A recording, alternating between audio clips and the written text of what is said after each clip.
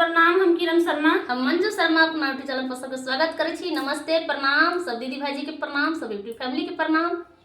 गोर छुका गोर लगे छी, प्रणाम करे छी। हम दोनों देवरानी जेठानी जा रहल छी बहुत दर्दनायक बेटी विवाह गीत गाबो।